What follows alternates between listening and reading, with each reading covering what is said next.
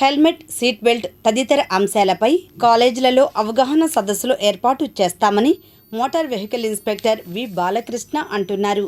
City cable సమర్పిస్తున్న కరచాలనం కార్యక్రమంలో ఆయన మాట్లాడారు. త్వరలోనే పూర్తి ఇంటర్వ్యూను వీక్షించవచ్చు. ఇప్పుడు స్కిల్ విషయంలో మీరు ట్రైనింగ్ క్లాసెస్ నడపచ్చు కదా, ఎవరికైనా సరే, యూత్కైనా సరే. టోటల్గా కాలేజెస్లో కానీ ఎక్కడన్నా ఈ డ్రైవింగ్ నైపుణ్యాల విషయంలో ఇందాక మీరు చిన్నపిల్లల విషయం పాజిటివ్ వెళ్తారని, లేదా ఆడపిల్లలు కూడా రాబోయే రోజుల్లో వాళ్ళు డ్రైవ్ చేస్తారు. డిగ్రీ చదివే పిల్లలు కంపల్సరీ అయిపోయిందండి. చిన్న ఏదైనా తీసుకోవచ్చు కదా మీరు. ఆర్టీసీ డ్రైవర్ల కన్నా వాళ్ళకి మీరు శిక్షణ తరగతులు పెడతా ఉంటారు అప్పుడప్పుడు.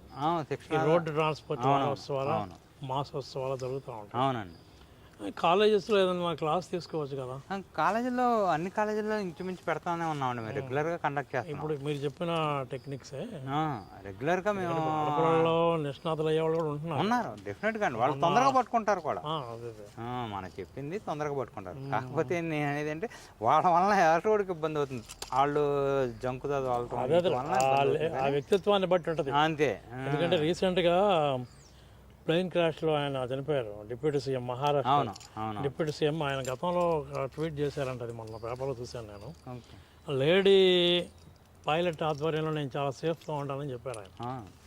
అది కూడా పెట్టారు, లేడీ పైలట్గా ఉండి చాలా సేఫ్గా ఉంటుంది వీళ్ళ డ్రైవింగ్ అన్నట్టుగా ఆయన గతంలో, ఇప్పుడు కాదు దాదాపు 5-6 ఏళ్ల క్రితం ఇప్పుడు పెట్టారు ఆయన. దాన్ని కోట్ చేశారు, ఎందుకంటే మొన్న లేడీ పైలట్ కూడా చనిపోయింది ఆయన ఆ ప్లేన్లో. అట్లా నేను అనేది ఆడపిల్లలు విమానాలు, హెలికాప్టర్లు నడుపుతున్న రోజుల్లో ఈ 2 వీలర్ లేకపోతే కారు నడపడం పెద్ద కష్టమే కాదు.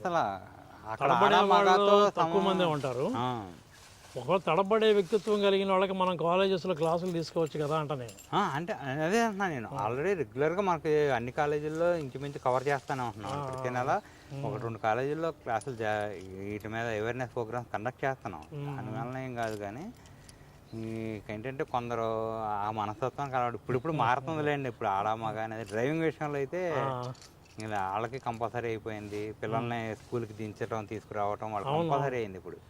అవును, అక్కడ కూడా యాక్సిడెంట్స్ జరుగుతున్నాయి. మాకు తెలిసిన 2-3 యాక్సిడెంట్స్ జరిగినాయి.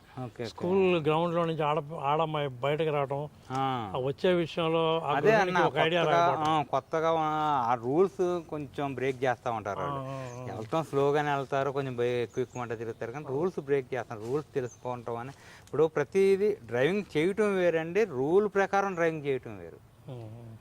రూల్స్ ఏం చెబుతున్నాయి దాన్ని మనం పాటిస్తున్నామా లేదా, అది మెయిన్ చూసుకోవాలి. అది కొంచెం లేడీస్ ఇప్పుడు అలవాటు అవుతుందండి, వాళ్ళకి వస్తుంది. మారద్ది కొంచెం. ఇప్పుడు ట్రాన్స్ఫార్మింగ్ స్టేజ్లో ఉన్నాగా మనం.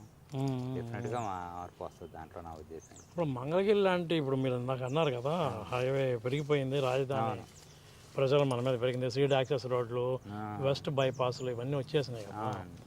దానికి సంబంధించి గవర్నమెంట్ తీసుకోవాల్సిన చర్యలు, మీ డిపార్ట్మెంట్ కానీ పోలీస్ కానీ ఎవరైనా సరే, స్పీడ్ బ్రేకర్లు లేదా సిగ్నల్ లైట్స్ ఇవి క్రమబద్ధంగా లేవేమో అనిపిస్తుంది కొన్నిసార్లు. స్పీడ్ బ్రేకర్లు ఏమో కోర్టు వారు ఆదేశాల ప్రకారం స్పీడ్ బ్రేకర్లు వేయకూడదండి నేషనల్ హైవేలో. అది నేషనల్ హైవేలో స్పీడ్ బ్రేకర్లు వేయకూడదు. సర్వీస్ రోడ్లు కూడా వేయరుగా. సర్వీస్ రోడ్లో వేస్తాం. సర్వీస్ రోడ్లో మ్యాక్సిమం ఉంటున్నాయి. మేము ప్రతి నెల రోడ్ సేఫ్టీ మీద డిఎస్ఆర్ మీటింగ్ అని చెప్పి కలెక్టర్ గారి ఆధ్వర్యంలో చేస్తున్నాం. ఈ మధ్య రెగ్యులర్గా వాటి మీద బ్లాక్ స్పాట్స్ ఎక్కడ ఉన్నాయి ఏంటి, ఇప్పుడు వరకు జరిగిన యాక్సిడెంట్లే కాకుండా జరిగే అవకాశం ఎక్కడ ఉందో కూడా రిపోర్ట్లు తయారు చేసి ఇప్పటికప్పుడు ఇస్తున్నాం. చాలా మటుకు వర్క్లు అవుతున్నాయండి ఇప్పుడు. ఇదివరకులాగైతే